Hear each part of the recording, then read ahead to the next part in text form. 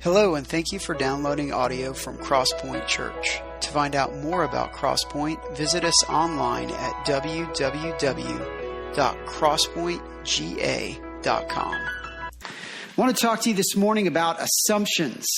Travis did a great job. A lot of Bible names in there, right? Give him a hand. He did great. So you're like, man, I'm glad I didn't have to read those. He actually did better than I probably will, truth be told. All right, I want to talk to you about assumptions this morning. This is kind of where the Lord was directing me and really just gripped me. Actually, last week, I didn't get to preach Sunday because of the flu running through the Heffernan house. We're all good. We're here. All of us ran fevers this morning, but it'll be fine. Don't worry about it. Just shake our hands and we'll just give you a hug. All right. So assumptions. Now, here's the thing. We're all on the receiving end of them, but we're also on the giving end of them. All of us have assumptions. You have assumptions even as we speak. You probably implored some of them this morning.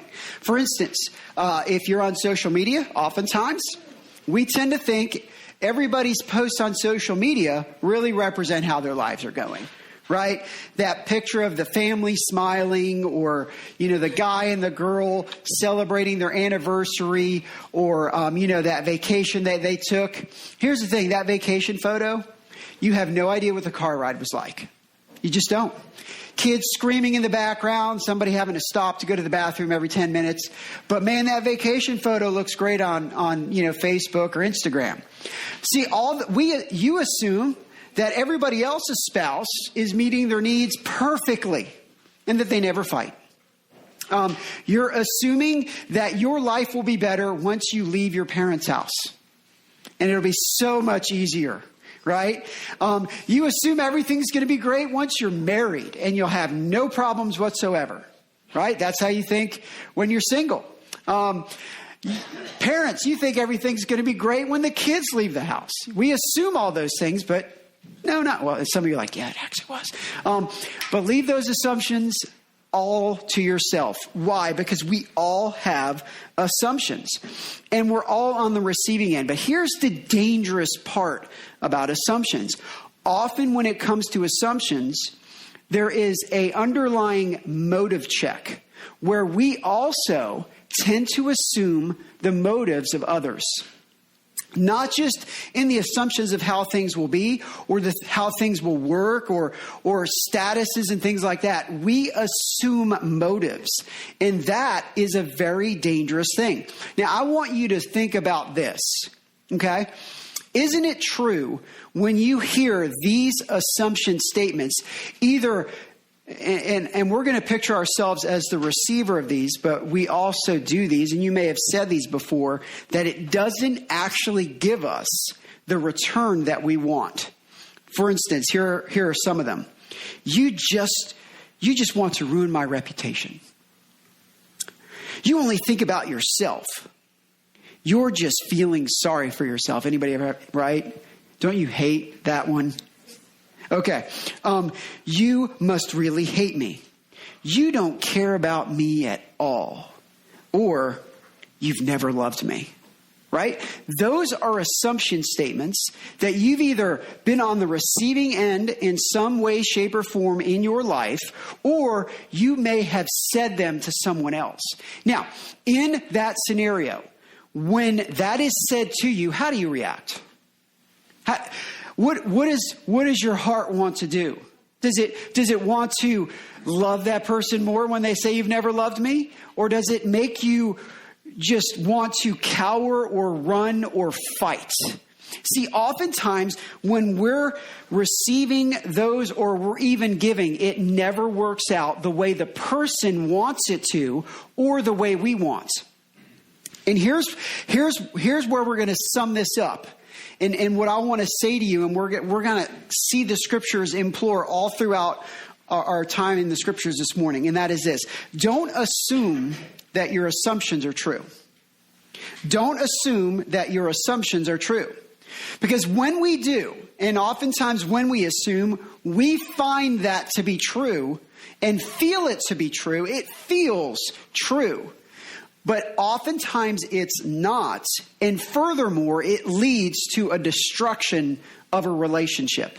Now, in the scriptures, as Travis read this morning, we have a great case illustrating assuming motives. And it is found in 2 Samuel 10. Now, we see the table set here in verse 1. So sometime later, the king of the Ammonites died, and his son Hunan became king in his place. And David said, we can see what David's motives are. Now, the king can't see these, but he says, I will show kindness to Hanun, the son of Nahash, just as his father showed me kindness. Showed kindness to me. So David sent his emissaries to console Hanun concerning his father. So he's trying to build bridges. He's trying to do the right thing. He's trying to make relationships stronger. However, when they had arrived in the land of the Ammonites, the Ammonite leaders said to Hanun their lord, just because David sent men with condolences to you, do you really believe he's showing respect for your father? Instead, now here's what he's really doing. Instead, David sent his emissaries to scout out the city, spy on it, and demolish it. He wants to wage war. That's what he's really doing. He's just being sneaky. David just wants our city. David just wants our land. David's just trying to get political power for himself. Motives, right? They're assuming motives, irregardless of the facts. No research, no facts are stated. Hey, we got word of this, and this. It's just assumptions. So, Hanun took David's emissaries, shaved half their beards, and cut their clothes in half at the hips and sent them away. These are not cut off denim jeans, guys. They wore different kind of garments. So this was very, very humiliating. When this was reported to David, he sent someone to meet them since they were deeply humiliated. And isn't that the way we often feel when people assume? There's a level of humiliation that comes into play when that happens. And the king said, stay in Jericho until your beards grow back, then return. When the Ammonites realized they had become repulsive to David, they hired 20,000 foot soldiers from the Arameans of Bethradad and Zohab, 1,000 men from the king of Mecca, and 12,000 from Tob. David heard about it and sent Joab and all the fighting men. And the Ammonites marched out and lined up in battle formation at the entrance to the city gate where the Arameans of Zohab and Rohab and the men of Tob and Maachah were in the field by themselves. Now, here's the thing. There are 33,000 men just on one side, not counting Israel's foot soldiers, that are about to go to war and potentially die because someone jumped to conclusions and made assumptions about the motive of King David. A war is about to be waged. And I would encourage you to go on and read the rest of the story. But there are a lot of things that we risk, a lot of things that come into play when you and I have assumptions, when we jump to conclusions, when we assume motives. Now, if you remember, I think it was 2020, actually, several years ago now, I think it was then, we did a small group series called How We Love, and we were looking at a series in how our sin patterns often arrive. And there was one particular personality type called a vacillator that actually does this as a way of human relationships. It's just a perpetual sin pattern that continually comes up in certain individuals where they assume the motives of just about everybody in their life. And it leads to just devastation in broken relationships, hard marriages, strains in relationships with parents, with kids. And it's our sin nature. But if that is you, if you have a tendency to assume, and not just assume, but assume motives, right? Not just how other people's lives are going and they might be better than yours. That's a whole different scenario. But if you have a tendency to assume motives of people closest to you, and often it's negative, there is a train wreck that exists in your relationships because of that. And that is not the way it's meant to be. As a matter of fact, there's a better way. In the book of Proverbs 25:8, it says this: don't take a matter to court hastily. Otherwise, what will you do afterwards when your opponent humiliates you? You ever have that happen? When you assume something, right? We go to war, so to speak, in our minds with a certain individual and assume their motives. And then all of a sudden, when all the facts come in, we're the ones humiliated because our case against them was all assumptions. And that happens in our relationship with our parents. It happens with our relationship with our kids, coworkers, our boss. We assume all sorts of, right? I didn't get the raise. I deserve the raise. Why did this guy get the promotion? And we assume that it has nothing to do with our work performance or our tardiness at work or anything like that, our work ethic. And it all has to do with that person just showing favoritism and they're doing this complete, right? Your spouse didn't do this because, or they did this because, or my parents are doing this because they want my life just to be completely miserable. No, it may have to do with the fact that they see some things that you don't necessarily see. Oftentimes, when we jump to assumptions and assume motives, we're the ones who end up humiliated. But our relationships are not meant to run that way. As a matter of fact, it's leading to divorce. Oftentimes, there are people who are divorced because they're assuming motives, and that locks in as a belief about a certain individual, and it drives to divorce, affairs, separations, all sorts of things. It's devastating on relationships. It's devastating on families. And it devastates churches as well. Churches where people are assuming things about the pastor, or pastors assuming things about people, or church people assuming things about others. Why do they invite this family and not this? And it just runs rampant, and it just destroys human relationships. The scriptures have a lot to say about that, not just in Proverbs, but as you see in this story, and we're going to go into to more there. But here's where we got to get practical. So how do you and I know if we're assuming? If we're assuming, and not just assuming, but assuming motives. How do you and I know when we're doing that? Well, we opened up with some assumption statements. Right? So we saw that list, and we've got it right here. Have you, don't raise your hand, but have you ever said anything like this? Or have you ever had anything said like this to you? Now, there's variations of this, and there's different wordings, but there are a ton of times where we say these kind of things. As a matter of fact, when I'm doing marriage counseling,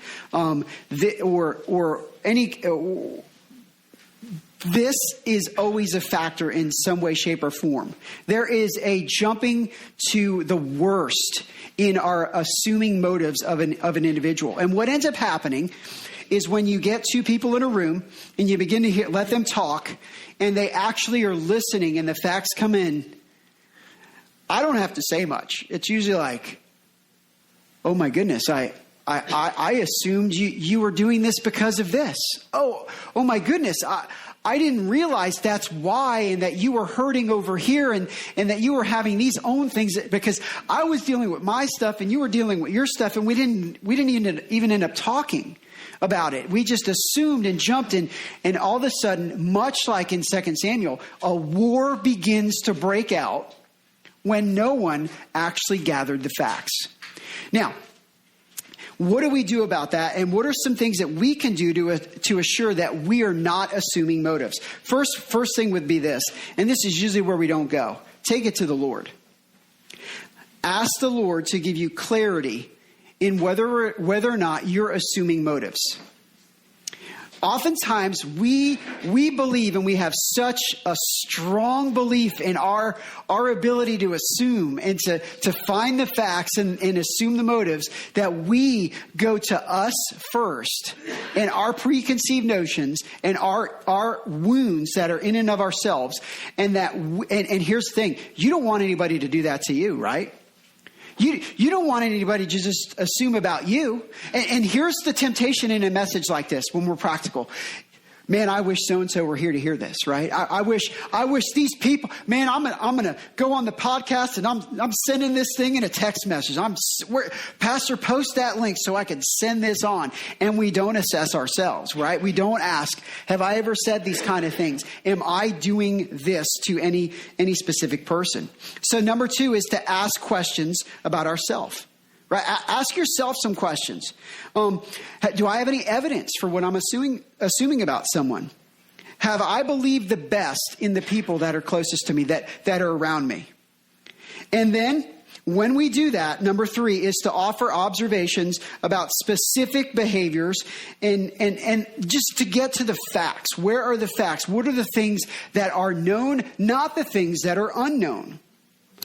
And then Here's a crazy thing, but to do what Jesus said. In Matthew 18, Jesus says to go to the person and to try and make things right. Jesus doesn't say, make some assumptions and then go to war, right? Jesus says, hey, go to the person. If a brother offends you, go to that person and try and make things right. And that's the next step in here.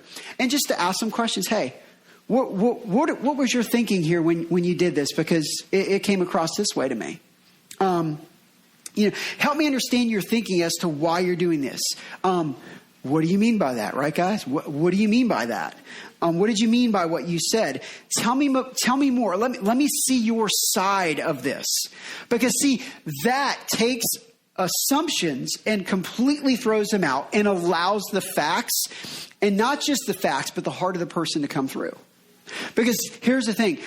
When we jump to assumptions and assume motives, we are assuming the heart of the individual, their motives, and everything else that happens tends to be filled in by that, right? We take not just the first offense, but anything else that happens, it's viewed in light of that. And we begin to build a false case that leads us to just cutting people off and having no relationships, no bridges are built.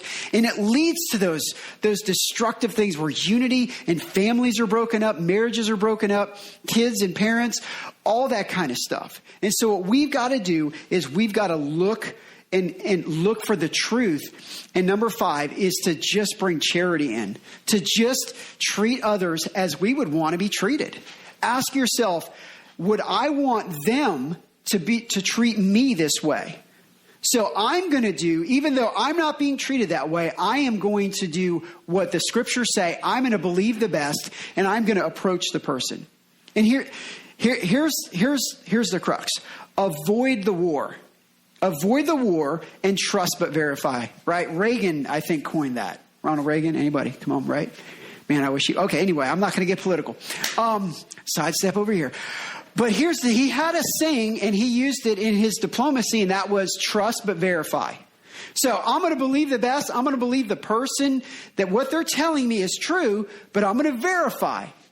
I'm going to assume the person is innocent until proven guilty. I'm going to go innocent until proven guilty. We want that in our courts. Not happening much anymore. Sorry, I did it again. We want that to happen when we're the one on trial. But man, when we're sitting behind our own personal judge bench and we've got our robe and gavel and we're slamming it down, it's guilty till proven innocent. And they did it, and this is why they did it. And they want to ruin my life, and they want to ruin my reputation. They don't even love me. And we get all these assumptions and we start to throw those out. And then what really happens is, hey, why do you think they're doing this? Doesn't it seem like, now if you're on the receiving end of that, I don't know, have you talked to him about it? Well, I mean, no, but I'm just gathering facts right now. Well, why don't you go to the person, talk to him about it, and see what's really going on there? Please Say that. Say that whenever you can. Why? Because we want that done to us. You want somebody to say that when someone's talking to you behind your back about something. And so what we've got to do is avoid these kind of wars. And we need to move into not assuming our assumptions are true. Now, here's the thing. Now, let's pivot, because that's human relationships. We do this to God. We do it to God. We assume about God. You may say, no, not me, Pastor. No way. Well, the whole shebang started in Genesis chapter 3 with assuming the motives of God. Genesis 3:1, now the serpent was more cunning and the most cunning of all the wild animals the Lord God had made. And he said to the woman, did God really say, you can't eat from any tree in the garden? And the woman said to the serpent, we may eat the fruit from the trees in the garden, but about the fruit of the tree in the middle of the garden, God said, you must not eat it or touch it, or you will die. No, no, you will not die, the serpent said to the woman. In fact, here's the facts as I see them. God knows when you eat of it, your eyes will be opened and you will be like God, knowing good and evil. God's just holding out on you. God's not letting you do this because, and he's just holding out on you. He doesn't want you to be like him. He doesn't want you to have the knowledge he has. He doesn't want you to, God hasn't healed your family member because, right? God hasn't moved in this prayer request because. God is allowing you to be sick because. And there's all these lies and these assumptions that we have about God. Right? And we make these assumptions and it ends up actually affecting our relationship with God. The way in which we read the scriptures, the way in which we interpret what God has said. And man, so many times our assumptions lead us to a point where it weakens our faith with God. When we assume the wrong kind of motives about God, it leads to sin. Right? I'm justified in doing this because, well, God's okay. God's okay with this. God's okay. My spouse is not meeting my needs, so God's okay if right? Well, I'm not doing anything specific with my boyfriend or girlfriend, so I can go over here and do this. I can look at this because I'm not doing this. Right? I can drink or take this because, and what we end up doing is rationalizing and assuming that we're in the right and that God's okay with certain things that he's not okay with. We have a tendency, you and I, myself included, we have a tendency in our assumptions to handicap and self-destruct our own lives, our own relationships, our own marriages, our own families, and our own churches. Because of our own sin nature. And our assumptions, chances are, in one way, shape, or form, have or will destroy or lead to a war of some kind in your relationships and even in your own faith. You and I cannot assume our assumptions are true. And there are people who assume that God, in his love, is not a God of love. He's a God of wrath. And so he's just looking to get me. Or God's so loving that, I'm okay. Everybody gets to go to heaven. It actually ends up our assumptions end up tainting the gospel. But here's what the scriptures say. That when it comes to motives, that you and I are not supposed to do that. 1 Corinthians, in closing, 4:5 says this, therefore, don't judge anything prematurely. Have we ever done that? Don't assume anything prematurely before the Lord comes, who will bring to light what is hidden into darkness and reveal the intentions of the heart. And then praise will come to each one from God. This verse and many others declare you and I cannot reveal the intentions of people's hearts. We can't. We're not supposed to. Only the God of all the universe can do that.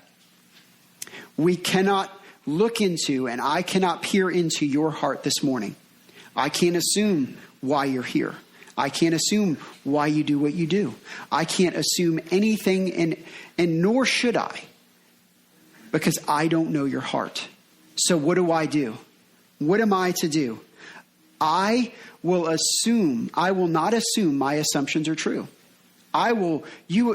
Both you, my kids, my wife, my employer, all of us are innocent until proven guilty.